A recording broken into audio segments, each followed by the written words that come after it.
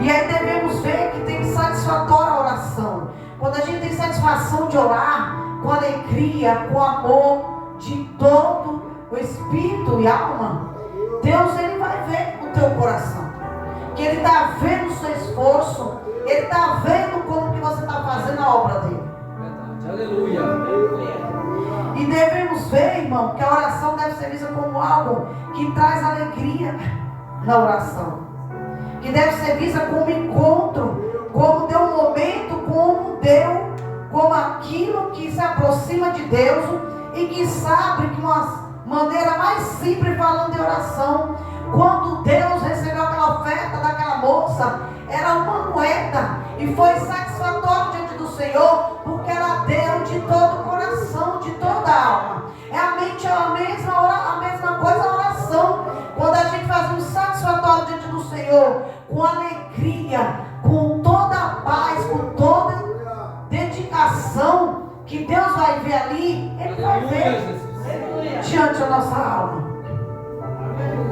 E devemos ver vista como um bate-papo. Quando nós temos bate-papo, que ali um papo, quando a gente vai falar com um amigo, uma amiga, não é satisfatório?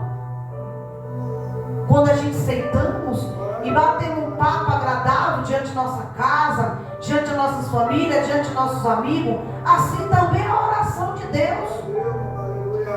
É como você vai falar com Deus, como você vai pedir ao Senhor. E vemos tempo de vista hoje. Quando nós temos como amigo, que a gente vê muito tempo, que a gente se relaciona com esse amigo, aquela conversa tão gostosa, que a conversa ali está tão boa, está caminhando, está avante. A mesma coisa a oração do Senhor. A mesma forma a oração deve ser vista como algo maravilhoso, como um momento agradável, como um momento em comum, como um momento único, como um momento de rico, um momento de oportunidade de falar com o Criador. E bom estamos queridos diante de Deus. Aleluia. E aprender a enxergar a oração dessa forma, como algo de muito agrado. É como um momento agradável, ensino como um momento rico. É assim que eu e você devemos enxergar a oração, como algo maravilhoso. Porque quando enxergo a oração como algo maravilhoso na nossa vida, e aí agora passa a ter uma vida de oração, você vai começar a orar mais, você vai ter mais dedicação ao Senhor, porque quando vier a tentação, você não vai cair, porque você vai estar em tempo de oração diante do Senhor. E aí Deus fala que a gente devemos ter o passo de ter uma vida de oração para não por obrigação, mas por prazer. Porque a gente vai orar mais por prazer e não por obrigação.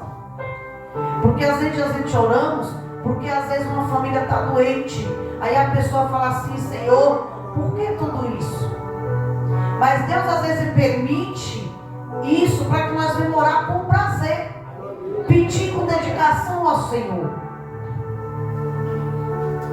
E aí Deus fala que podemos ter uma vida de oração, não como algo pesado, mas como algo que traz alegria e fortalecimento à oração, que deve ser vista como algo que fortalece.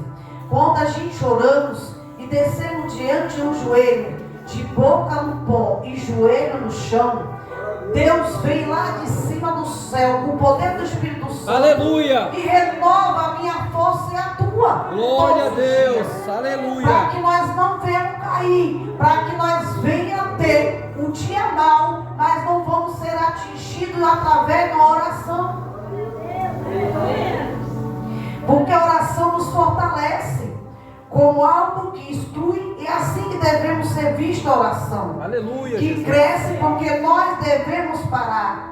E talvez você diga assim: ah, mas se chama a brincar porque que eu devo orar.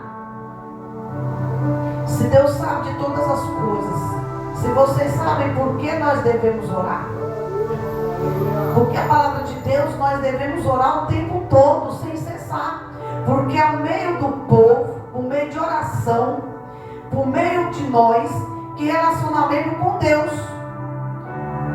E o meu saber o que você precisa, o meu sabia, e sabia que ali o paralítico no tanque de Betesda sabe que ele não sabia, mas Jesus sabia que ele podia curar. Porque Deus sabia que a oração dele ali, que ele pediu a Deus, ele sabia que Deus podia curar ele ali naquele tanque. Aleluia. E ali ele creu na oração que ele fez ao Senhor, que ele sabia que o Deus poderoso tinha o poder de tudo, e ele tinha o poder de fazer milagre naquele momento. E Jesus disse: assim quero ser curado. E Jesus sabe que o cego precisava ser curado naquele momento. E ele disse diante do Senhor: Senhor, eu quero ser curado. Mas Jesus quer ouvir da boca dele. Então quando nós oremos, Deus quer ouvir a nossa boca. Como ele ouviu a boca daquele cego que queria ser curado perante aquele tanque ali. Então ele pediu ao Senhor. E Deus ouviu. Porque ele dedicou a pedir ao Senhor e Deus ouviu pela boca dele. Quantos milagres Deus quer colocar na minha vida e no teu, através de nós orar através da nossa boca. E Jesus queria ouvir as palavras dele. E Deus é Deus de relacionamento, irmão.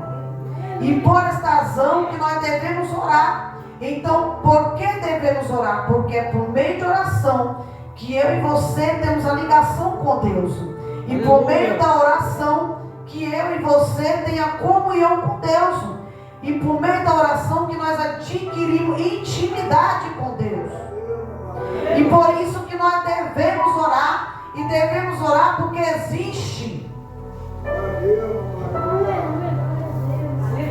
diante do Senhor dia espiritual da maldade, que nós temos o tempo todo está tentando contra nós. Quando nós oramos diante do Senhor, nós estamos orando, pedindo oração, e Deus está nos fortalecendo espiritual sobre a maldade do espírito mal, que todo o tempo está tentando contra a nossa vida, o tempo todo.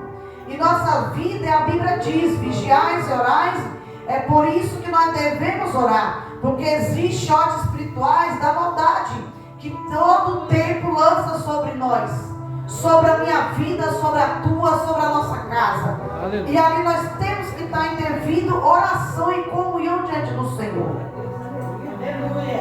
Realmente, quando a gente fazemos jejum diante de Deus, quando você começa a fazer um jejum parcial, vamos botar um exemplo, que hoje você faz um propósito diante do Senhor, fala: Jesus, eu vou fazer um propósito contigo, não vou comer doce, não vou comer pão. Pode ter certeza que quando tu começa hoje a fazer um propósito, amanhã já começa a pessoa te oferecer bolo, para ver se tu vai quebrar o teu propósito.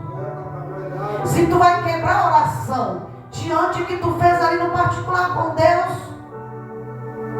Então ali o inimigo vai querer tentar, para que tu não consegue chegar diante de um obstáculo teu, diante da tua vitória, diante do teu propósito. Então é isso que acontece. Então a gente temos que estar na vigilância e oração o tempo todo, porque existe hostes espirituais da maldade em todo o tempo para lançar sobre nós, lançar sobre a nossa casa, sobre o nosso projeto, sobre o nosso sonho, sobre a nossa família. Setas malignas, às vezes desânimo, cansaço e tantas outras coisas. E peço bom, quando nós oramos, nós criamos uma blindagem, que quanto mais nós oramos, nós mais buscamos. Deus brinda nós todos os dias nossas vidas. E é por meio de oração que nós lembramos contra os espirituais da maldade. Quando nós oramos, nós nos aproximamos de Deus. E por isso que nós devemos orar no quarto, para que nós devemos orar. Terceiro, porque nós devemos orar diante do Senhor, é no trabalho, que nós devemos nos fortalecidos por Deus. E para que nossa família seja fortalecida por Deus, para que nossa casa seja guardada pelos anjos do Senhor. E para isso devemos orar para que nossa vida é espiritual, que nós não venha se esfriar. Para isso que nós devemos orar e sentir, para que devemos orar para o senso onde devemos orar. E existe lugar específico.